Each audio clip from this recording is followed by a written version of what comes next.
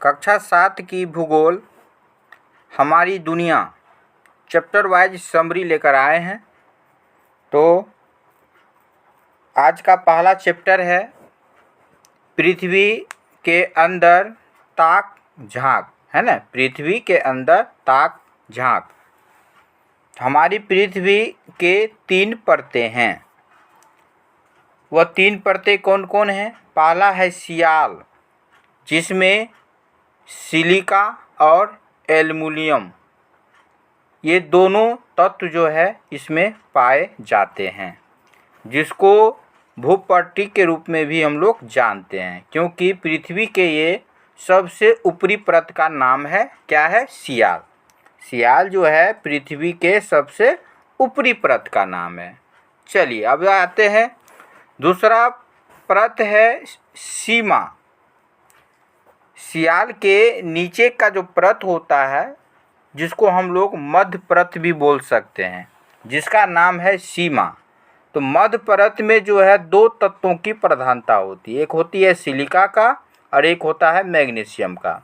SI से silica हो गया, Ma से मैग्नीशियम। तो मध्य परत में जो है सीमा होते हैं, और वो सीमा में कौन कौन से तत्व होते हैं? सिलिका और मैग्नीशियम। अब है तीसरी, तो तीसरी परत का जो नाम है वह है नीफे। जो पृथ्वी के सबसे निचली परत का नाम क्या है? नीफे, जिसमें निकेल और फेरस होते हैं। फेरस का मतलब हो गया लोहा। क्या होता है? लोहा। ध्यान रखिएगा। तो इस तरह हमारी पृथ्वी के कितनी परत हो गया? 3। कौन कौन? सियाल, सीमा और नीफे। चलिए, पृथ्वी में प्रति 32 मीटर की गहराई पर 1 डिग्री तापमान बढ़ जाता है। जितने भी यदि हम 32 मीटर की गहराई पर जाते हैं तो वहाँ का तापमान क्या हो जाएगा? 1 डिग्री तापमान जो है वह बढ़ जाएगा। पृथ्वी की सबसे ऊपरी परत को सियाल कहते हैं, अभी बताए हैं। इस परत में सिलिका, जिसको हम लोग रेत भी बोलते हैं, और एल्युमिनियम तत्व पाया जाता है। क्वेश्चन बनेगा कि पृथ्वी के सबसे ऊपरी परत का नाम क्या है? तो सियाल। अब बताइए कि सियाल में कौन कौन तत्व की प्रधानता होती है? तो सिलिका की और एल्युमिनियम की। ध्यान रखिएगा। चलिए आगे बढ़ते हैं। तो सबसे ऊपरी परत को ही हम लोग क्या बोलते हैं? भूपटल या भूपट्टी, है ना। ध्यान रखिएगा, सबसे ऊपरी परत को ही हम लोग भूपटल के नाम से भी जानते हैं। अब आइए, पृथ्वी की बीच की परत को हम लोग सीमा कहते हैं। अब ये बताए थे सीमा, सी से हो गया सिलिका तत्व और Ma से हो गया मैग्नीशियम तत्व, क्योंकि इसमें सिलिका और मैग्नीशियम मुख्य रूप से पाई जाती है, जिसे हम लोग मेंटल के नाम से भी जानते हैं। तो क्वेश्चन बनेगा कि मेंटल जो है किस परत को कहते हैं? तो पृथ्वी के मध्य वाली परत को मेंटल कहते हैं, जिसको हम लोग अन्नाम सीमा के नाम से भी जानते हैं। और यह पृथ्वी के सबसे, ये गलत है, ये जो है मध्य परत है। पृथ्वी की ये मध्य परत है ना।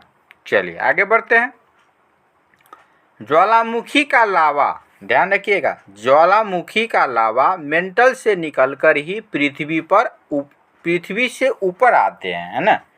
ज्वालामुखी का जो लावा होता है, जो पिघला हुआ जो पदार्थ होता है, वह मेंटल से ही निकलकर पृथ्वी से ऊपर आता है। ध्यान रखिएगा। क्वेश्चन बनेगा कि ज्वालामुखी का जो लावा जो होता है वह किस पार्ट से निकलकर ऊपर आता है? तो मेंटल से, जिसको हम लोग सीमा के नाम से जानते हैं। आइए बढ़ते हैं। पृथ्वी के सबसे निचली परत को नीफे कहते हैं। नीफे, तो नीफे में कौन कौन से तत्व पाए जाते हैं? तो नी से हो गया निकेल और फे से हो गया फेरस। नीफे में निकेल और फेरस, जिसको हम लोहा तत्व पाया जाता है। साथ ही इस परत को क्रोड कहा जाता है ना। सबसे निचली परत को नीफे के साथ साथ क्या कहेंगे? क्रोड। ध्यान रखिएगा, क्रोड जो है नीफे परत को कहा जाता है। चलिए आगे बढ़ते हैं। अब आ गया क्वेश्चन, नीफे में होता है क्या क्या होता है? तो निकेल और फेरस।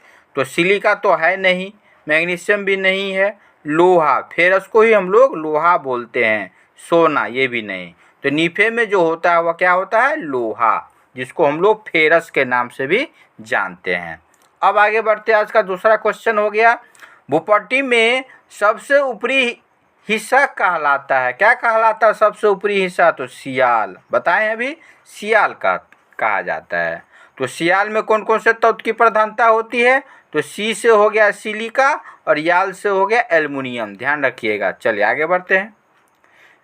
अब है क्रोड, क्रोड है, क्या है क्रोड, बताइए। अब ये बताए थे ना, क्रोड जो पृथ्वी के जो सबसे निचली परत जो होता है नीफे, उसमें उस परत को हम लोग क्रोड नाम से जानते हैं, है ना।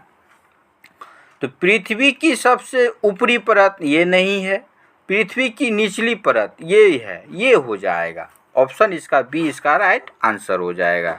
तो आप लोगों का आज का जितने भी कंटेंट हैं परीक्षा उपयोगी हैं, और सभी चैप्टर का जो सार होता है, मुख्य जो तथ्य होता है परीक्षा उपयोग, वो सभी लेकर आप लोगों को लेकर आए हैं। तो वीडियो को अंत तक बने रहे और अपनी तैयारी को मजबूती प्रदान करें। और जो अभी तक मेरी चैनल पर पहली बार आए हैं, ज़रूर चैनल को सब्सक्राइब कर लीजिए, बेल आइकन को प्रेस कर लीजिए, ताकि मेरा अगला वीडियो जो अपलोड हो इसकी सूचना आपको सबसे पहले मिले। और वीडियो को एक लाइक ज़रूर कर दीजिए, आपका एक लाइक जो है मुझे मोटिवेट करता है, तो इसीलिए वीडियो को ज़रूर लाइक कर दीजिए। चलिए अब दूसरा चैप्टर है चट्टान और खनिज के बारे में हम लोग जानते हैं।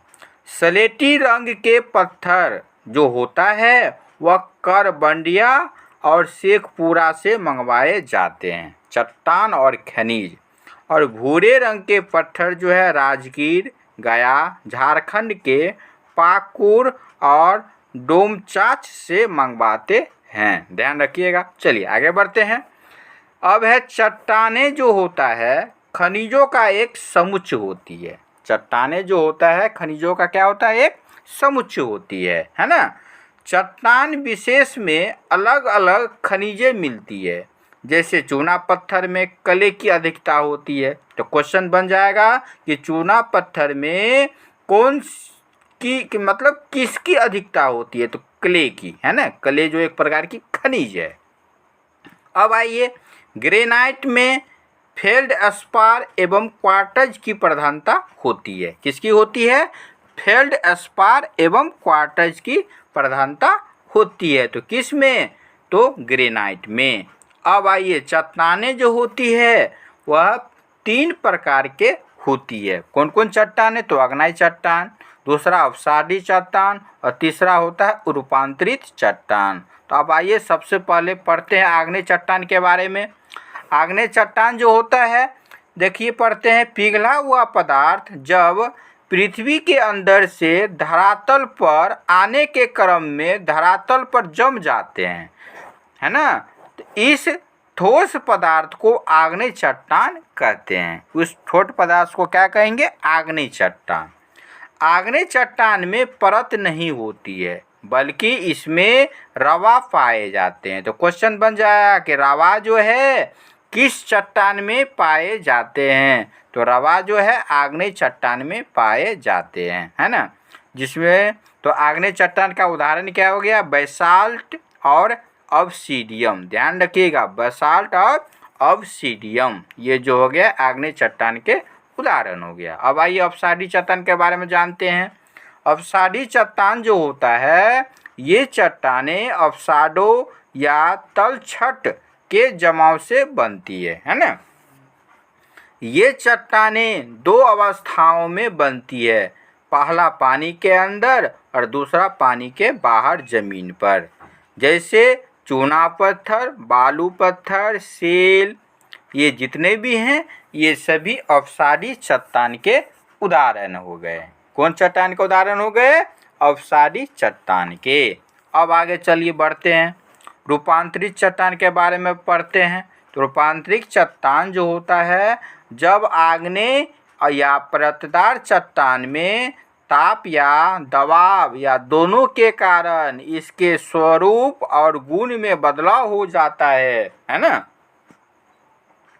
तब इसे रूपांतरित चट्टान कहते हैं। जैसे संगमरमर और नाइस, है ना, संगमरमर और नाइस। तो इस तरह चट्टाने के जो जो प्रकार हो गए वो कितने हो गए? 3, आग्नेय चट्टान, अवसादी चट्टान और रूपांतरित चट्टान। ध्यान रखिएगा, क्वेश्चन बनता है और कितनी बार परीक्षा में पूछा भी गया है। तो अब आइए खनिज के बारे में जानते हैं। खनिज के 2 प्रकार होते हैं, धात्विक खनिज और अधात्विक खनिज। धात्विक खनिज भी 2 प्रकार के होते हैं, है ना, जिसमें पहला है लोहयुक्त, जिसमें लोहा, निकेल, मैग्नीज, कोबाल्ट, टंगस्टन इत्यादि होते हैं, लोहयुक्त, है ना, धात्विक होते हैं। और एक होता है अलोहयुक्त, जिसमें सीसा, जस्ता, सोना, चांदी, टीन, तांबा। तो इस तरह धात्विक खनिज के 2 उदाहरण हो गए, एक लोहा से युक्त और एक अलोहा से वियुक्त, मतलब अलोहयुक्त। तो अलोहयुक्त युक्त खनिज का जो उदाहरण हो गया आपको समझ मतलब सामने है, सीसा, जस्ता, सोना, चांदी, है ना। लोहयुक्त खनिज का हो गया लोहा, निकेल, मैग्नीज, कोबाल्ट, इस सब में जो है लोहा का अंश मौजूद होता है ना। चलिए अब आइए अधात्विक खनिज। अधात्विक खनिज भी जो है 2 प्रकार के होते हैं, कार्बनिक और अकार्बनिक। जिसमें कार्बन की मात्रा हो कार्बनिक हो जाएगा, जैसे कोयला, पेट्रोलियम, है ना। और अकार्बनिक का मतलब है जिसमें कार्बन की मात्रा नहीं हो, तो जैसे अभ्रक, ग्रेफाइट, ये सब हो गया अकार्बनिक खनिज। अब आइए क्वेश्चन है, इनमें से कौन रूपांतरित चट्टान है? रूपांतरित चट्टान जो अपना मूल रूप को छोड़कर बदल जाता है, तो जैसे क्या हो गया? संगमरमर। संगमरमर जो है रूपांतरित चट्टान का उदाहरण हो गया। अब आइए बेसाल्ट किस प्रकार की चट्टान है? बताए थे ना, बेसाल्ट जो है किस प्रकार की चट्टान है? जो पिघला हुआ पदार्थ पृथ्वी पर आने से पहले या पृथ्वी पर आकर जो है जम जाता है, जो लावा होता है वो होता है आग्नेय चट्टान, जिसको बेसाल्ट जो है आग्नेय चट्टान का उदाहरण हो गया। चलिए आगे बढ़ते हैं। चट्टानों के रूपांतरण में किसका योगदान होता है? तापमान का होता है, बिल्कुल, दबाव का भी होता है, रासायनिक द्रव्य का भी होता है। इस तरह इसका आंसर क्या हो जाएगा? उपर्युक्त सभी। चलिए नेक्स्ट क्वेश्चन है, किन चट्टानों में परत पाई जाती है? परत बाय परत, जिसको स्लेटी किस में होगा? आप अवसादी चट्टान में, कार्यांतिक चट्टान जिसको भी हम लोग बोलते हैं, है ना। किस चट्टानों में? तो अवसादी चट्टान में। चलिए आगे बढ़ते हैं। ज्वालामुखी से निकला हुआ गर्म पदार्थ को कहते हैं, ज्वालामुखी से जो गर्म पदार्थ निकलता है उसको क्या कहते हैं? तो क्या कहेंगे? लावा। ध्यान रखिएगा, लावा ही नहीं कहते हैं। चलिए अब आते हैं चैप्टर नंबर 3। तो वीडियो कैसी लगी आपको ज़रूर कमेंट करके बताइए, और आपने अभी तक लाइक नहीं किए हैं तो ज़रूर लाइक कर दीजिए। आज का जो सेशन है, आज का जो क्लास है बहुत महत्वपूर्ण है। कक्षा 7 का जो ज्योग्राफी जो बुक है उनका संपूर्ण निचोड़ आप लोगों के लिए लेकर आए हैं। तो पूरे वीडियो को अंत तक बने रहे और अपनी ज्ञान को, अपनी तैयारी को अच्छे ढंग से जो है मजबूती दें, और आप 100% जो है सफल होंगे, मेरी यही कामना है, शुभकामना है। चलिए आज का तीसरा चैप्टर की ओर बढ़ते हैं, आंतरिक बल और उससे बनने वाली भू आकृतियाँ। चलिए आगे बढ़ते हैं। भूपट्टी में विभिन्न आकार की छोटी एवं बड़ी किंतु कठोर संरचनाएं होती है, जिसे क्या बोलेंगे? प्लेट, है ना। भूपटल, जिसको भूपट्टी में विभिन्न आकार के छोटी से छोटी और बड़ी से बड़ी किंतु कठोर संरचनाएं होती है, जिसको क्या बोलेंगे? प्लेट बोलेंगे। ये प्लेटें जो होती है गतिशील रहती है, जिनसे द्वीपों, महाद्वीपों, महासागरों का निर्माण होता है। किनसे? प्लेटें से, है ना। चलिए आगे बढ़ते हैं।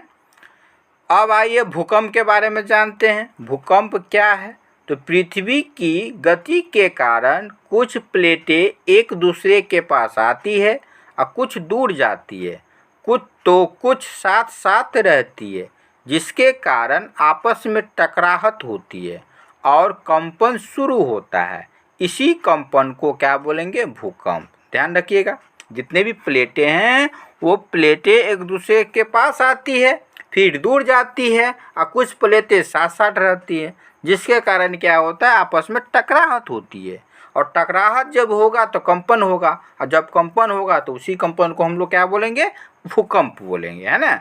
चलिए, अब है उद्गम केंद्र। बहुत VVI पॉइंट है ये, कितनी बार पूछा गया है परीक्षा में। जहाँ भूकंप उत्पन्न होता है वह भूकंपी ऊर्जा का उद्गम केंद्र कहलाता है ना।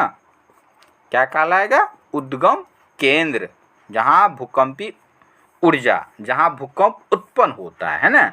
अब है अधिकेंद्र। उद्गम केंद्र के भू सतह पर उसके निकटतम स्थान को अधिकेंद्र कहा जाता है। क्या कहा जाता है? उद्गम केंद्र के भू सतह पर, है ना, पृथ्वी पर, मतलब उसके निकटतम स्थान को अधिकेंद्र कहा जाता है। अब है भूकंप की तीव्रता जो है सिस्मोग्राफ से मापते हैं। बहुत VVI क्वेश्चन, कितनी बार परीक्षा में आ चुका है ये प्रश्न। भूकंप की जो तीव्रता होती है वह सिस्मोग्राफ से मापते हैं। रिएक्टर पैमाना भूकंप की तीव्रता मापने की इकाई है। क्या है? रिएक्टर पैमाना। ध्यान रखिएगा। अब आइए, पर्वत जो होता है वह कई प्रकार के होते हैं। बलित पर्वत, जिसका उदाहरण हो गया हिमालय, रॉकी। भ्रंशोष्ठ पर्वत, जिसका उदाहरण हो गया यूरोप का ब्लैक पर्वत, भारत का सतपुड़ा पर्वत। तो ये उदाहरण जो है परीक्षा में पूछा जाता है, कि परीक्षा में इस प्रकार पूछा जाएगा कि एक बलित पर्वत का उदाहरण इनमें से कौन है? तो याद रखिएगा, हिमालय है, रॉकी पर्वत है, भ्रंशोष्ठ पर्वत यूरोप का ब्लैक पर्वत है, भारत का सतपुड़ा पर्वत है ना। अब है संचयन पर्वत। संचयन पर्वत का जो उदाहरण है वो हो गया जापान का फ्यूजियामा पर्वत, अफ्रीका का किलिमंजारो पर्वत। ये हो गया संचयन पर्वत का उदाहरण। अब है अवशिष्ट पर्वत, अरावली पर्वत, पारसनाथ की पहाड़ी। ये सब जो हो गया अवशिष्ट पर्वत का उदाहरण हो गया, है ना। चलिए आगे बढ़ते हैं। मैदान। मैदान जो है सामान्य ढाल एवं समतल भूमि वाले क्षेत्र मैदान कहलाते हैं। जैसे गंगा का मैदान, है ना। ग्लोबल वार्मिंग के चलते समुद्र का जो तल है वह क्या हो रहा है? बढ़ रहा है ना। और पठार के बारे में जानते हैं। छोटा नागपुर का पठार जो है एक प्रसिद्ध पठार है। बहुत VVI क्वेश्चन है ना। लावा निर्मित पठार, गिरिपद पठार, वायुद पठार, ये सब पठार का प्रकार हो गया। अब बताइए कि छोटा नागपुर क्या है? तो छोटा नागपुर जो क्या है? एक पठार है, बहुत प्रसिद्ध पठार है। सतपुड़ा पर्वत का उदाहरण है। किस पर्वत का सतपुड़ा पर्वत है? तो भ्रंशोष्ठ पर्वत का उदाहरण क्या हो गया? सतपुड़ा का पर्वत, जो भारत में अवस्थित है। अब तीसरा प्रश्न है, अरावली पर्वत उदाहरण है किस पर्वत का? तो अवशिष्ट पर्वत का है, बलित पर्वत का है, ब्लॉक पर्वत का है, या भ्रंशोष्ठ पर्वत का है? तो अरावली पर्वत का जो उदाहरण है वह अवशिष्ट पर्वत का उदाहरण है। अवशिष्ट पर्वत का मतलब होता है अपर्दन की शक्तियों द्वारा पर्वत के भाग कटते छटते रहते हैं। ये अपर्दित भूभाग अवशिष्ट पर्वत कहलाते हैं। तो उसी पर्वत का जो नाम है अरावली पर्वत, जो अवशिष्ट पर्वत का उदाहरण है।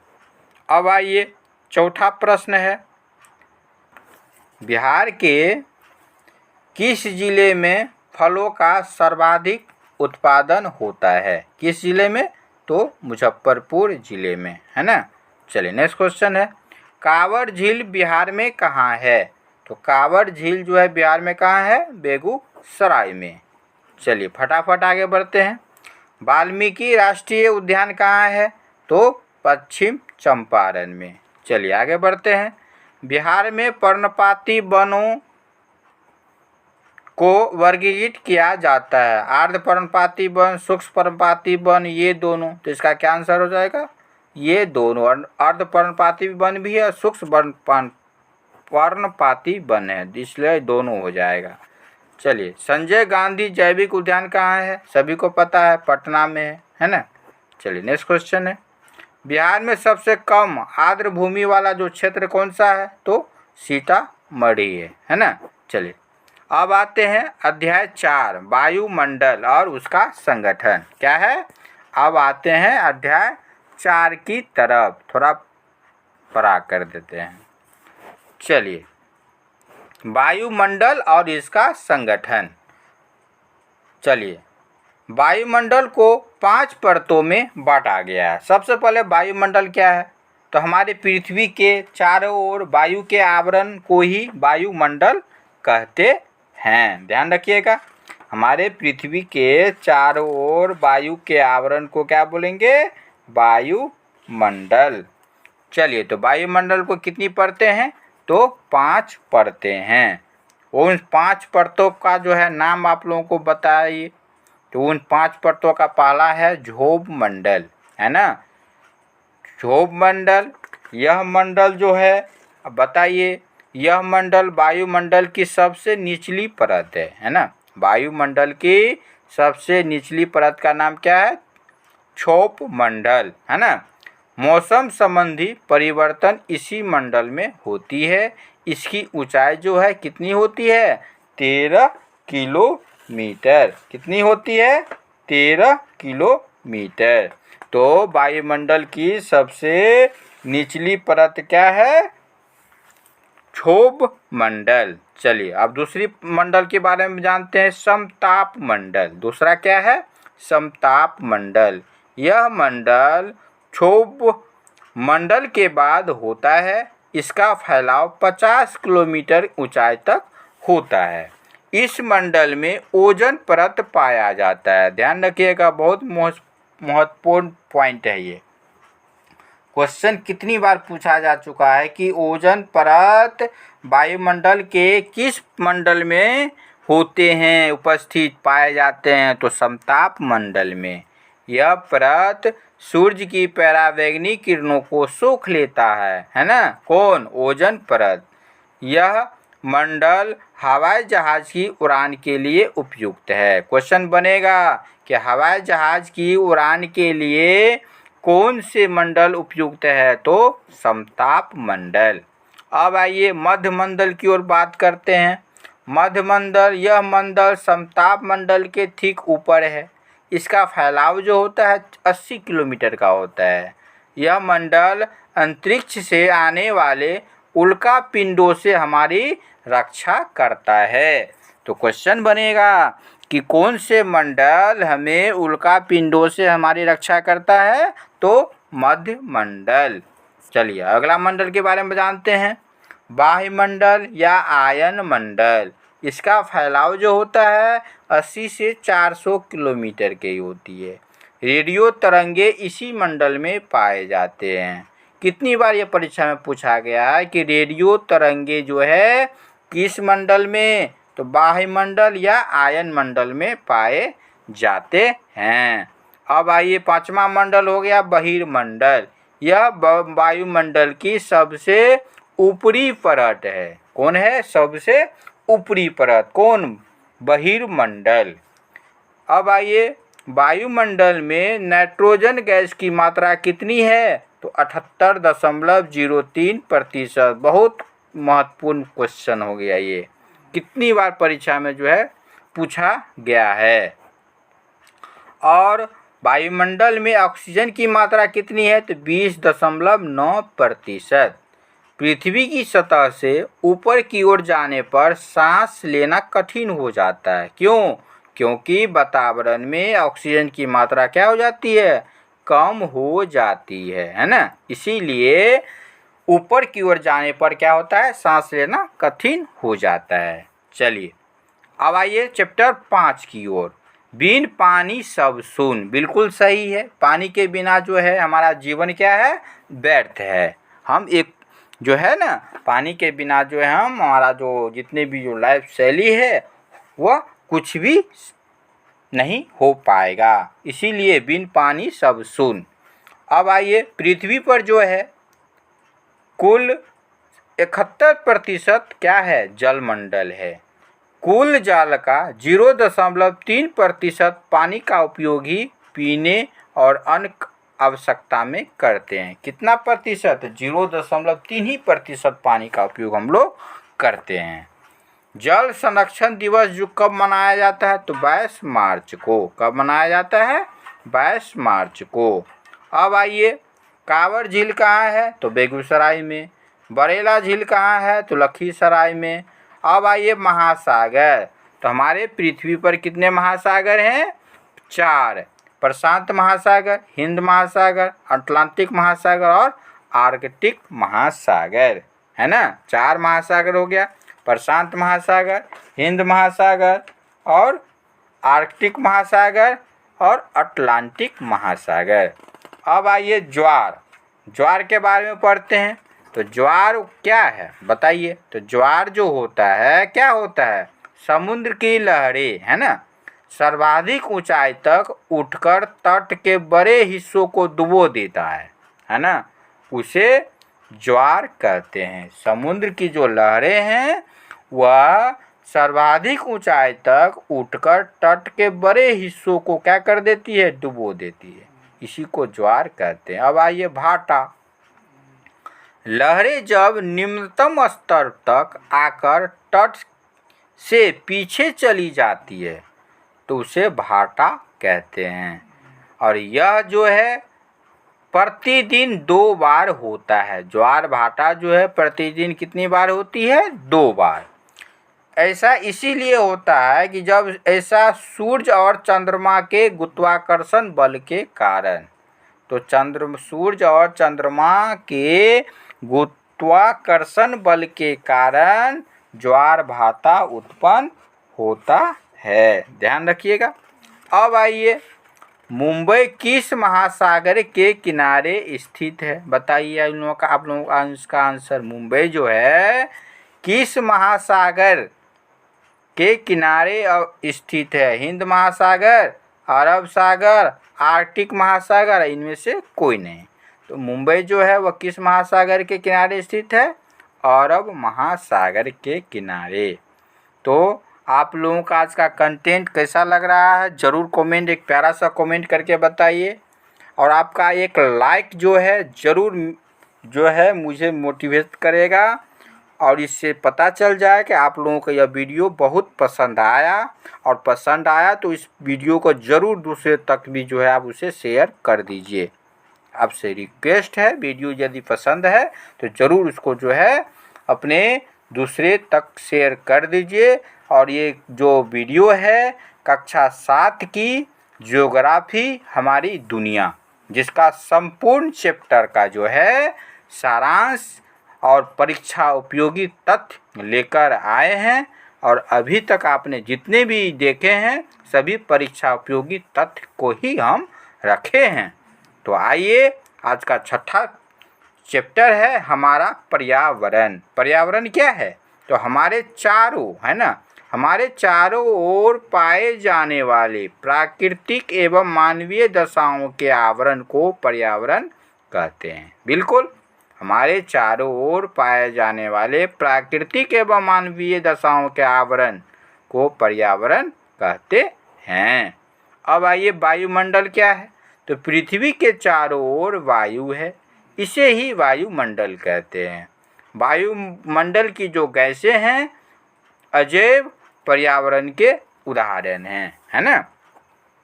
पर्यावरण 2 प्रकार के होते हैं। पर्यावरण कितने प्रकार के होते हैं? 2 प्रकार के। एक जैव पर्यावरण होते हैं और अजैव पर्यावरण होते हैं। जैव मंडल क्या है? तो पेड़ पौधे, जीव जंतु मिलकर सजीव जगत का निर्माण करते हैं। इस मंडल को जैव मंडल कहते हैं। कौन कौन? तो पेड़ पौधे और जीव जंतु मिलकर किसका निर्माण करते हैं? तो सजीव जगत का। इसे ही हम लोग क्या बोलेंगे? जैव मंडल कहेंगे। अब है पारितंत्र। पारितंत्र के बारे में जानते हैं। सजीवों का आपसी एवं पर्यावरण के बीच की परस्पर निर्भरता पारितंत्र कहलाता है। चलिए अब चैप्टर 7 की ओर बढ़ते हैं। जीवन का आधार पर्यावरण। प्रदूषण के कई प्रकार हैं। प्रदूषण, सबसे पहले प्रदूषण किसको कहेंगे? तो हमारे प्रदूषण जो होता है वो कई प्रकार के होते हैं। प्रदूषण सबसे पहले किसको कहेंगे? तो वायु, जल, थल, इसमें अवांछनीय पदार्थ मिल जाते हैं जिससे हमारी स्वास्थ्य पर बुरा प्रभाव डालता है, उसको हम इस क्रिया परिघटना को क्या बोलेंगे? प्रदूषण बोलेंगे। तो वायु प्रदूषण कई प्रकार के होते हैं। एक होता है वायु प्रदूषण, जब वायु में कार्बन डाइऑक्साइड एवं अन्य हानिकारक गैसों की मात्रा बढ़ जाती है तो यह वायु प्रदूषण कहलाता है। चलिए, अब है जल प्रदूषण। जल प्रदूषण में क्या होता है कि जल में किसी बाहरी पदार्थ की उपस्थिति जो जल की स्वाभाविक गुणों को इस प्रकार परिवर्तित कर दे कि जल स्वास्थ्य के लिए क्या हो? नुकसानदायक और उपयोग करने के लायक न रहे। इसे ही हम लोग जल प्रदूषण कहते हैं। अब है स्थल प्रदूषण। स्थल प्रदूषण भी होता है जिसको भूमि प्रदूषण कहते हैं। इसमें भी जो है क्या होता है? अवांछनीय पदार्थ पृथ्वी पर जहाँ तहाँ फेंक देते हैं जिससे क्या होता है? दूषित हो जाता है। इसी स्थल प्रदूषण हो गया। ध्वनि प्रदूषण। ध्वनि प्रदूषण जो होता है अधिक, जिसमें क्या होता है कि सुनने की जो क्षमता से अधिक ध्वनि जो हमारी सुनने की क्षमता को प्रभावित कर सकती है उसको ध्वनि प्रदूषण बोलेंगे। तो ध्वनि को डेसिबल में क्या होता है? मापा जाता है ना। ध्वनि को किस में मापा जाता है? डेसिबल में।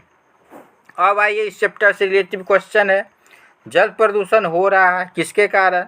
पौधों की कटाव से, वाहन चलाने से, पानी पीने से, पानी में दूषित पदार्थ को मिलने से। बिल्कुल चौथा आंसर इसका क्या हो जाएगा? राइट आंसर हो जाएगा। बढ़ती जनसंख्या के कारण हो रहा है। क्या क्या हो रहा है? वृक्षों का तेजी से कटाव हो रहा है, भवनों का निर्माण हो रहा है, आधारभूत संरचनाओं का निर्माण हो रहा है, उपयुक्त सभी। तीसरा इसका राइट आंसर हो जाएगा उपयुक्त सभी। पर्यावरण संरक्षण के लिए क्या किया जाना चाहिए? तो खूब पौधे लगाना चाहिए, बिल्कुल। गंदे जल का उचित निकासी का प्रबंध होना चाहिए, बिल्कुल सही है। गाड़ियों को कम उपयोग होना चाहिए, बिल्कुल सही है। उपयुक्त सभी, इसका राइट आंसर क्या हो जाएगा? उपयुक्त सभी। चलिए अब 8 चैप्टर की ओर आते हैं। मानव पर्यावरण, अंतःक्रिया, लद्दाख प्रदेश में जनजीवन। चलिए फटाफट आगे की ओर बढ़ते हैं, वीडियो लंबा ना हो इसीलिए हम वीडियो को थोड़ा फास्ट में करते हैं। लद्दाख जम्मू कश्मीर के उत्तर पूर्वी भाग में शुष्क शीत उच्च भूमि है ना। शुष्क उत्तर पूर्वी भाग में शुष्क शीत उच्च भूमि है जो तिब्बत के पठार का एक हिस्सा है ना लद्दाख।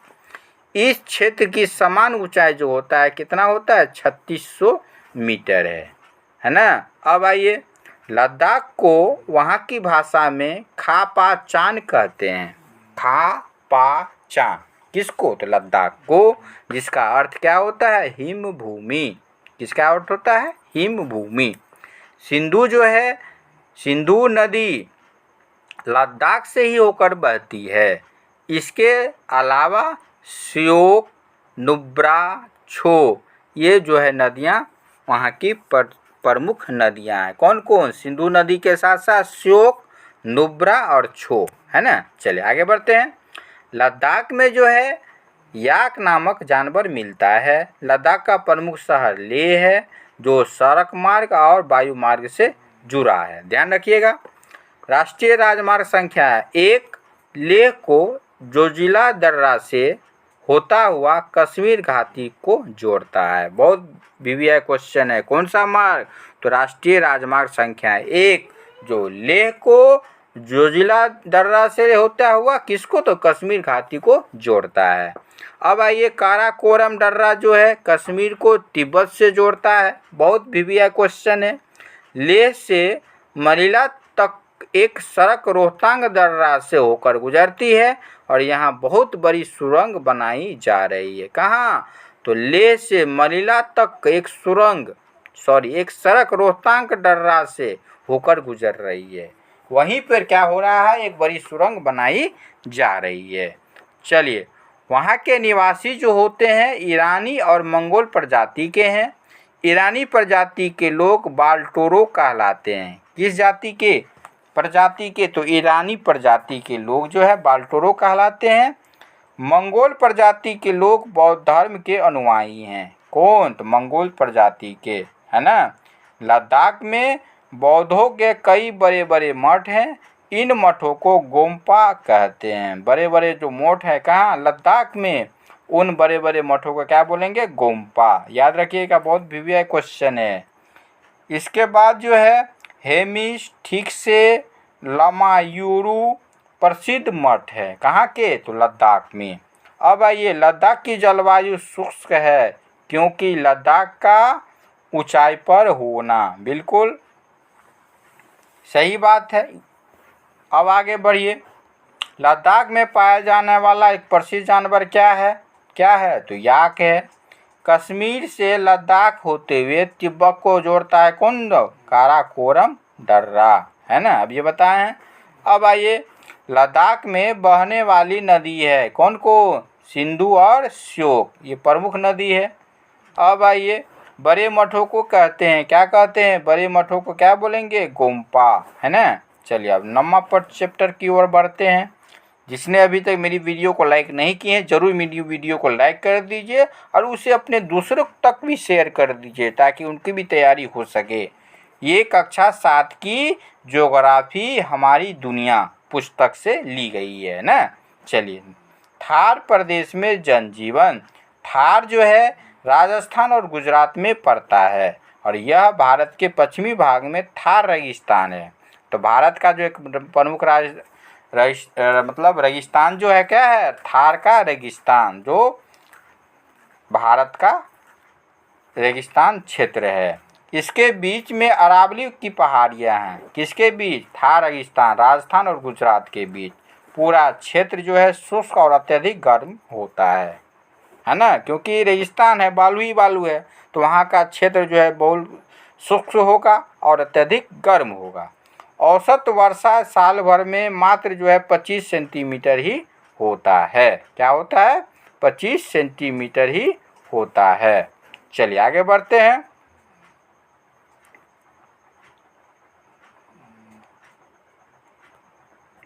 यहाँ जो है बालू के टिब्बे खूब मिलते हैं। ऊँट यातायात एवं परिवहन का प्रमुख साधन है, इसीलिए ऊँट को वहाँ का क्या कहा जाता है? बोलिए। रेगिस्तान का जहाज। इन इलाके में पीने का पानी बहुत मुश्किल से मिलता है। चलिए, अब आइए, रेतीले मैदानों में दूर दूर पर कहीं पानी के बावरी या कुएं मिलते हैं, दूर दूर पर, और जो बहुत गहरे होते हैं और उन्हीं के आसपास आपको थोड़ा थोड़ा वनस्पति भी मिलेगा, है ना। ऐसी जगह को हम लोग क्या बोलेंगे? नखलिस्तान या मरुद्यान, है ना। ध्यान रखिएगा, नखलिस्तान का जो क्षेत्र होता है जहाँ पे नमी के साथ हरियाली भी हो, है ना। पिछले कई सालों से जैसलमेर जिले में वर्षा न होने के बराबर हुई है ना। कई सालों से जो है जैसलमेर जिले में वर्षा नहीं के बराबर हुई है। अब आइए, ऊँट को वहाँ का क्या कहा जाता है? रेगिस्तान का जहाज। थार प्रदेश में जिप्सम, संगमरमर, छिटदार इमारती पत्थर, लिग्नाइट कोयला, तांबा, अभ्रक, नमक आदि, नमक, है ना, नमक जो है मिलता है। अब आइए आगे बढ़ते हैं। अब आगे है थार रेगिस्तान के क्षेत्र में बसे प्रमुख नगर बीकानेर, जैसलमेर, बाड़मेर, जोधपुर है। तो थार रेगिस्तान का जो प्रमुख नगर कौन कौन है? तो बीकानेर, जैसलमेर, बाड़मेर और जोधपुर। पानी की कमी को दूर करने के लिए सतलज नदी पर बांध बनाकर, क्या है ना, पानी की कमी को दूर करने के लिए कौन सी नदी पर? तो सतलज नदी पर क्या बनाकर? तो बांध बनाकर इंदिरा गांधी नहर बनाई गई है, जिसे राजस्थान नहर भी कहा जाता है ना। चलिए, अब आइए क्वेश्चन है। रेगिस्तान थार रेगिस्तान फैला है कहाँ? तो गुजरात महाराष्ट्र में बिल्कुल नहीं, गुजरात और राजस्थान में, है ना। आगे बढ़िए। सफ़ा कहते हैं, सफ़ा किसे कहते हैं? सफाई वाले कपड़े को, पूरी आस्तीन वाली कमीज को, सिर पर बांधने वाली पगड़ी को, कमर में बांधने वाले कपड़ा को। तो सफ़ा जो कहते हैं ऑप्शन तीसरा, सिर पर बांधने वाली पगड़ी को सफ़ा कहते हैं। चलिए, नखलिस्तान का अर्थ होता है, अब ये बताए थे, जहाँ की भूमि नमी हो और नमी के साथ हरियाली हो। अब बताइए इसमें देखिए, रेगिस्तान में हरियाली और जल वाला क्षेत्र जो होता है वह नखलिस्तान कहलाता है। चलिए, राजस्थान नहर किस नदी पर बनाया गया है? तो राजस्थान नहर अभी बताए थे, सतलज नदी पर बनाया गया है, इंदिरा गांधी नहर, है ना। अब आइए, रेगिस्तान का जहाज किसे कहा जाता है? कितनी बार ये क्वेश्चन पूछा गया है? तो ऊँट को, है ना। अब आइए, चैप्टर 10, है ना, चैप्टर 10वां, मानव पर्यावरण, अंतःक्रिया और अपना प्रदेश बिहार, है ना। बिहार के पूर्व में है, क्या है बिहार के पूर्व में बताइए? पश्चिम बंगाल है, उत्तर प्रदेश है, सोन नदी है या छत्तीसगढ़ है? जिसका उत्तर आप लोग जरूर कमेंट बॉक्स में आप लोग दीजिए। बिहार के पूर्व में क्या है, क्या है? तो इसका उत्तर आप लोग जरूर कमेंट बॉक्स में देंगे। अब आइए, मधुबनी पेंटिंग जुड़ी है किससे? तो मिथिला क्षेत्र से। चलिए, जमालपुर में अवस्थित है, क्या है जमालपुर में अवस्थित? बताइए। सिगरेट का कारखाना, जूट का कारखाना, बारूद का कारखाना, रेलवे का कारखाना। जमालपुर में क्या है? रेलवे का कारखाना। चलिए, बिहार में सिगरेट का कारखाना है, कहाँ है? बिहार में सिगरेट का जो कारखाना है वह कहाँ है? मुंगेर में। बिहार में तेल शोधक कारखाना कहाँ है? बरौनी में, है ना। चलिए आगे बढ़ते हैं। बिहार प्रदेश की समस्त भूमि का लगभग कितना प्रतिशत भाग कृषि योग्य है? तो 75% भाग जो है कृषि योग्य है। अब आइए, बिहार की कृषि आधारित है किस पर? तो मानसून पर। बिहार के किस जिले में सिल्क का उत्पादन होता है या सिल्क का उद्योग स्थापित है? तो भागलपुर जिले में, है ना। अब आइए, बिहार में रेलवे वैगन प्लांट किस जिले में है? मोकामा, मुंगेर, दरभंगा, कैमूर। तो रेलवे का वैगन प्लांट जो है वो कहाँ है? पटना, मतलब मोकामा पटना में, है ना। चलिए, केरल प्रदेश की जलवायु है, केरल प्रदेश की क्या जलवायु है? तो केरल प्रदेश का जो जलवायु है उष्ण भी और आर्द्र, उष्णार्द्र जलवायु है ना। केरल में नहीं उपजाया जाता है क्या? तो जूट, है ना। जूट जो है उपजाया नहीं जाता है, बाकी कहवा, काजू, इलायची ये सब जो है वहाँ का प्रमुख फसल है, उपजाया जाता है। साइलेंट वैली स्थित है, साइलेंट वैली कहाँ स्थित है? तो दो घाट है केरल में, पूर्वी घाट और पश्चिमी घाट। तो साइलेंट वैली जो है स्थित है कहाँ है? तो पश्चिमी घाट में। नीलगिरी की पहाड़ियाँ स्थित है कहाँ है? तो पश्चिमी घाट में।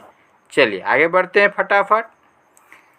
केरल राज्य का प्रसिद्ध नृत्य है, क्या है? मोहिनी अट्टम। विश्व प्रसिद्ध नृत्य नाटिका है कथक कथकली, है ना। सबरीमाला मंदिर प्रसिद्ध है, क्या है? तीर्थ स्थल है। भारत में सबसे अधिक साक्षरता दर किसका है? तो केरल का, है ना। चलिए अगला क्वेश्चन है, भारत में मानसून की शुरुआत केरल से ही होती है। केरल में सघन सदाबहार वन मिलते हैं। केरल की संस्कृति का प्रमुख अंग है जल। भारत की जलवायु कौन सी है? तो मानसूनी। ताप का मुख्य स्रोत क्या है? सूर्य, है ना। चलिए, वायु दाब क्या है? तो पृथ्वी की सतह पर पड़ने वाले वायु का भार वायुदाब कहलाता है। ऊंचाई की ओर जाने पर वायुदाब क्या होता है? घटता है। समुद्र तल पर वायुदाब सर्वाधिक होता है, किस तल पर? समुद्र तल पर। अब आइए, गर्मी के मौसम में बिहार में चलने वाली गर्म हवा को क्या कहते हैं? लू। विश्व की प्रमुख स्थानीय पवनें जो परीक्षा उपयोगी है, इसको आप लोग वीडियो को रोककर नोट कर सकते हैं। चलिए, लू कहाँ? तो विशाल मैदान भारत में। चिनूक कहाँ? तो दक्षिण अफ्रीका में, है ना। विली विली पूर्वी ऑस्ट्रेलिया में। टॉर्नेडो और हरिकेन अटलांटिक महासागर क्षेत्र में, है ना, चलने वाली पवनें। अब आइए, टाइफून पूर्वी प्रशांत महासागर क्षेत्र में चलने वाली पवनें, है ना। काल वैशाखी बंगाल की खाड़ी जो भारत, वहाँ पे जो है कौन सी पवन चलती है? काल वैशाखी। वर्षा की मात्रा मापते हैं किससे? तो रेन गेज से। पवन की दिशा मापते हैं विंड वेन, जिसको वायु दिशा दर्शक के नाम से भी जानते हैं। तो दैनिक तापमान सेल्सियस में मापते हैं। तो इस तरह आज का कक्षा 7वीं का भूगोल चैप्टर ख़त्म हो गया और जितने भी परीक्षा उपयोगी तथ्य थे उन सभी तथ्य को लेकर आप लोगों के सामने लाए थे। तो जितने भी वीडियो को आपने अभी तक देखा ज़रूर एक लाइक कर दीजिए वीडियो पसंद आया तो, और जो पहली बार आए हैं तो चैनल को सब्सक्राइब कर लीजिए। ऐसा ही कंटेंट को देखना है तो बेल आइकन को प्रेस कर लीजिए और अधिक से अधिक जो है उस वीडियो को शेयर भी कर दीजिए। चलिए, धन्यवाद।